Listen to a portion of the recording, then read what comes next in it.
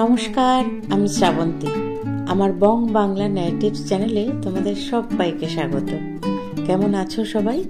আশা করি আমার বন্ধুরা সবাই খুব ভালো আছো, সুস্থ আছো। নতুন বছর কেমন কাটছে তোমাদের? শীত কেমন উপভোগ করছো? ভালোই ঠান্ডা পড়েছে। এই চরম ঠান্ডায় জমিয়ে ভৌতিক ঘটনা শুনতে কিন্তু বেশ ভালোই লাগে, কি বলো? তার উপরে যদি সেটা আবার সত্যি হয়। আজকে তোমাদের জন্য দুটি ঘটনা নিয়ে চলে এসেছি। আজকের ঘটনা দুটি অদ্ভুত এবং সম্পূর্ণ ব্যাখ্যাহীন। আর বেশি কথা না বাড়িয়ে চটপট শুরু করে ফেলবো আজকের ঘটনা। ঘুরে আসি ভয়ের দুনিয়ায়। আমাদের আজকের প্রথম ঘটনা আমি ভূতে চরম অবিশ্বাসী আমার এক বন্ধু সুমন, তার কাছ থেকে শুনেছি।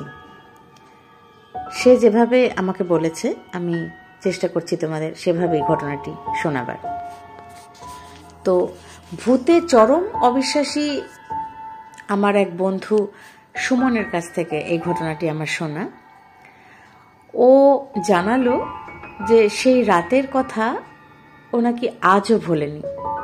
ঘটনাটি আজ থেকে বহু বছর আগের কথা, কিন্তু তাও ওর মনে এখনো যেন জ্বলজ্বল করছে ঘটনাটি। আমার বন্ধু সুমন, ওরা ভাড়া থাকতো এবং যে বাড়িতে ভাড়া থাকতো সে বাড়িতে ওদেরই মতন আরো বেশ কিছু ভাড়াটিয়াও থাকতো। দোতলা একটি বাড়ি, দুটো তলা মিলিয়েই শুধুই ভাড়াটেরাই থাকতো। এমনই একদিন সন্ধেবেলা হঠাৎ করে বিদ্যুৎ চলে যায়। আমরা সবাই জানি যে বেশ অনেক বছর আগে খুব ঘন ঘন কারেন্ট যেত, এখনের মতন এত উন্নত অবস্থা তখন ছিল না। তো এরকমই একদিন গরমকালের রাতে কারেন্ট অফ হয়ে গেছে। তো তখন কি হতো, বৃষ্টি যদি না পড়তো তাহলে গরমকালের রাতে এরকমভাবেই কারেন্ট অফ হয়ে গেলে সবাই রাস্তায় বেরিয়ে আসতো, কেউ ছাদে চলে যেত। সেরকমভাবেই ওদের বাড়ির বাকি ভাড়াটেরাও সাথে সুমনরাও সবাই একসাথেই ওদের দোতলার যে ছাদ সেই ছাদে মাদুর বিছিয়ে সবাই শুয়ে পড়তো। এমনই একদিন গরমকালের রাতে বৃষ্টি হচ্ছে না, তো সেই কারণেই সবাই ছাদে চলে গেছে শুয়ে পড়ার জন্য, সুমনের দুই ভাই আর এক বোন। সেদিন শুতে আসতে সুমনের বেশ একটু দেরি হয়েছে। ঘরে বসে পড়ছিল, কারণ সামনেই উচ্চ মাধ্যমিকের ফাইনাল। এসে যখন ফাইনালি সুমন ছাদে পৌঁছায়, এসে দেখে প্রায় 7-8টা মাদুর ছাদে বিছানো রয়েছে, মানে বাকি ভাড়াটেরাও মোটামুটি সবাই ছাদে চলে এসেছে। ওর দুই ভাই এক বোনও একটা মাদুরে শুয়ে ঘুমোচ্ছে। তো খুব স্বাভাবিকভাবেই ছাদে জায়গার অকল্যাণ হওয়াতে সুমন চিলে কোঠার ছাদে মাদুর ফেলল। চিলে কোঠার ছাদটা বড় ছাদের দিকে, মানে সবাই যে ছাদে শুয়ে আছে সেই ছাদের দিকে একটু ঢাল করা। সেই চিলে কোঠার ছাদেই শুয়ে পড়ল সুমন। চোখের সামনে চাঁদ আর মেঘেদের সঙ্গে লুকোচুরি খেলা দেখতে দেখতে চোখের সামনে সপ্তর্ষি মণ্ডল, উত্তরে ধ্রুব তারা, এসব দেখতে দেখতে কখন যেন ঘুমিয়ে পড়েছে ও। আচমকাই একটা বিদঘুটে স্বপ্ন দেখে ঘুমটা ভেঙে গেল সুমনের। আর তারপরেই ঘটে গেল এক অবিশ্বাস্য দৃশ্য।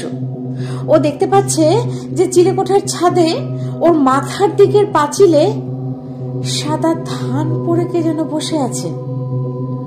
সুমনের হাত পা অবশ হয়ে আসছে, ও উঠে বসতে পর্যন্ত পারছে না। হঠাৎ একটা দমকা হাওয়ায় সেই সাদা মূর্তিটা উঠে দাঁড়ালো। কি করবে সুমন কিছুই বুঝতে পারছে না, হাত পা সম্পূর্ণ অবশ। হঠাৎ দেখতে পেল সাদা মূর্তিটা হাওয়ায় ভাসতে ভাসতে নারকেল গাছের পাশ দিয়ে হাত পা ছড়িয়ে থাকা আম গাছের উপর দিয়ে ভেসে চলে গেল দৃষ্টির বাইরে।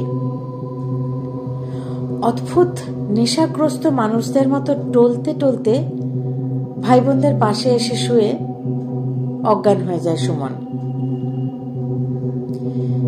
এরপরে কি হয়েছিল ওর আর কিছু মনে নেই। জ্ঞান ফেরার পর ও দেখে ওর ভাই বোনরা ওকে সমানে ডাকাডাকি করছে। এরপর সবার সাথে ওর নিচে নেমে চলে আসে। ওর ছোট ভাই বোনেরা ভয় পেয়ে যাবে ভেবে ও কাউকেই আর এই ঘটনাটি বলেনি। নিজেই অনেক ভেবেছে, কিন্তু ঘটনাটির ব্যাখ্যা কোনোভাবেই সুমন আজও পায়নি। সুমন ঘটনাটি কোনোদিনও কাউকেই শেয়ার করেনি।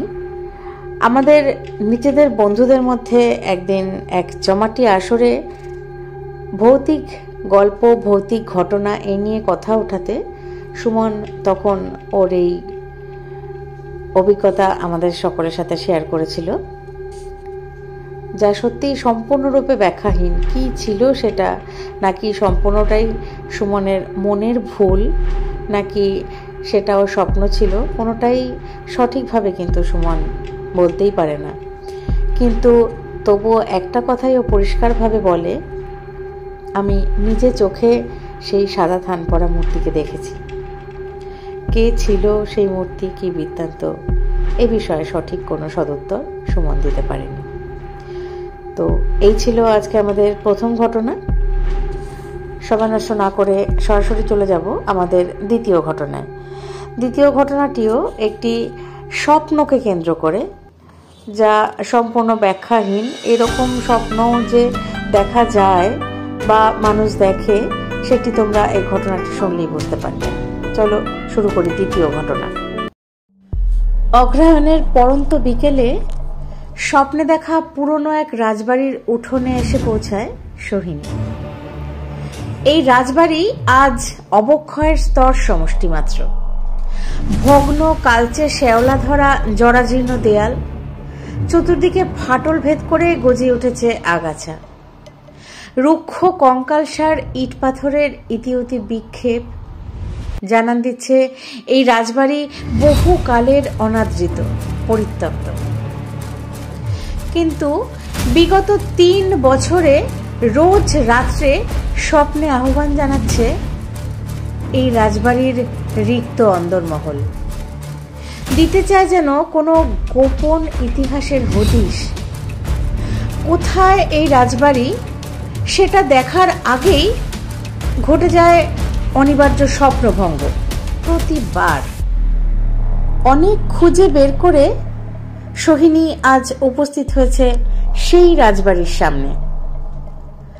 চৌকাঠ পেরিয়ে ঢুকতেই শিহরণ খেলে গেল ওর সারা শরীরের মধ্যে। খাঁ খাঁ শূন্যতায় কি যেন একটা ভীষণভাবে উপস্থিত।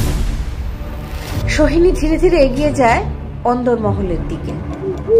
স্বপ্নে দেখা সেই অবিকল সেই সব ঘর, অজস্র থামের সর্পিল আঁকিবুকি গোলক ধাঁধা, একই রকম দোতলায় ওঠার সিঁড়ি। অবশেষে সোহিনী এসে দাঁড়ায় এক বিশাল ঘরের সামনে। এই সেই ঘর যেখানে এসে থমকে যায় স্বপ্নেরা। অর্ধ চন্দ্রালোকে সোহিনী দেখতে পায় ঘরের দেয়ালে এক বিশাল তৈলচিত্র। চমকে ওঠে সোহিনী। নিচে লেখা, এবাড়ির শেষ অধিপতি রাজা ধর্মেন্দ্রনাথ এবং তার স্ত্রী কুমুদিনী দেবী। কিন্তু এ কার ছবি? কাকে দেখছে সামনে সোহিনী? এই যে হুবহু ওরই প্রতিচ্ছবি। হঠাৎ করে চোখের সামনে ছবির মতো ভেসে ওঠে নৃশংসভাবে হত্যা হয়েছিলেন কুমুদিনী দেবী এই রাজবাড়িতেই, তার আপনজনদের চক্রান্তে।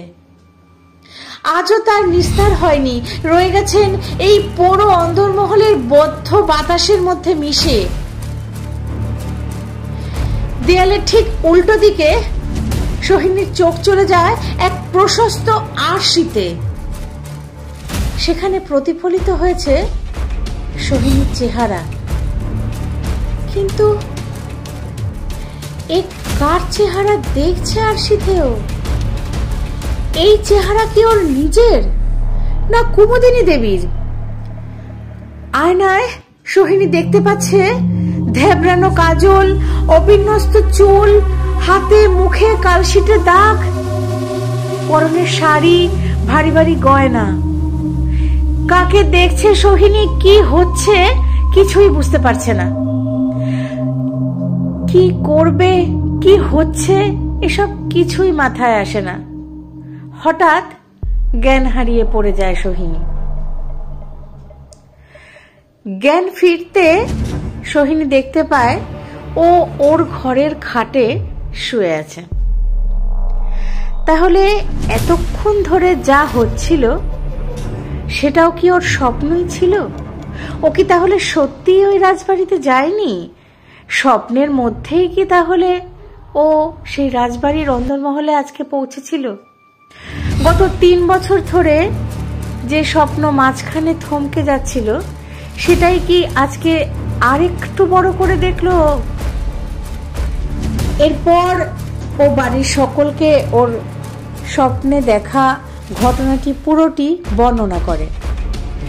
কিন্তু দুঃখের বিষয়, বাড়ির লোক কেউই এর সত্যতা মানতে নারাজ। সবাই ভাবে বিভিন্ন রকম গল্পের বই, বিভিন্ন সোশ্যাল মিডিয়ায় গল্প পড়ে হয়তো সোহিনী এভাবেই হ্যালুসিনেট করছে। কিন্তু সোহিনীর কাছে এই ব্যাপারটি সম্পূর্ণরূপে ব্যাখ্যাহীন। তো এই ছিল আরেকটি অদ্ভুত ব্যাখ্যাহীন ঘটনা। সত্যি এই রকম ধরনের স্বপ্ন কি দেখা সম্ভব? এটি কি সোহিনীর পূর্বজন্মের কোনো স্মৃতি যা ওর স্বপ্নে এখনো নাড়া দিয়ে যাচ্ছে? হয়তো পূর্বজন্মে সত্যি সোহিনী সেই রাজবাড়ির অন্দরমহলের কুমুদিনী দেবী ছিলেন, যে নৃশংসভাবে হত্যা হয়েছিলেন তার আপনজনদের চক্রান্তে। কি মনে হয় তোমাদের? নাকি এটি সম্পূর্ণই সোহিনীর মন গড়া এমনি বাকি সাধারণ স্বপ্নের মতো? কিন্তু এত নিখুঁতভাবে প্রত্যেকটি জিনিস বর্ণনা করা স্বপ্নে দেখলে কি সম্ভব? তোমাদের কি মনে হয় বন্ধুরা? এটি কি শুধুই স্বপ্ন? আমাকে প্লিজ কমেন্ট করে জানিও। আজকের ঘটনা দুটি তোমাদের কেমন লাগলো আমাকে জানাতে ভুলো না বন্ধুরা। আর তোমাদের কাছেও যদি এইরকমই দুর্দান্ত ঘটনা কালেকশনে থাকে আমাকে প্লিজ পাঠিয়ে দিও। ডেসক্রিপশন বক্সে আমার ইমেল আইডি দেওয়া আছে। সেই সব ঘটনা আমি তোমাদের সবার সাথে একসাথে শেয়ার করে নিতে পারবো। তোমরা তো জানোই সোমবার আর শুক্রবার সন্ধে 6টা মানেই বং বাংলা ন্যারেটিভসের তরফ থেকে দুর্দান্ত দুর্দান্ত ঘটনা তোমাদের কাছে আসতেই থাকে। সেই সব ঘটনার সাক্ষী থাকতে গেলে আমার বং বাংলা ন্যারেটিভস চ্যানেলটিকে সাবস্ক্রাইব করে আমার পাশে থেকো। আর বেল আইকনটি প্রেস করতে ভুলো না কিন্তু, তাহলে সোমবার আর শুক্রবার যথাসময়ে তোমরা নোটিফিকেশন পেয়ে যাবে। আজ তাহলে এই পর্যন্তই। সবাই খুব ভালো থেকো, সুস্থ থেকো আর ঘটনা শুনতে থেকো। ধন্যবাদ।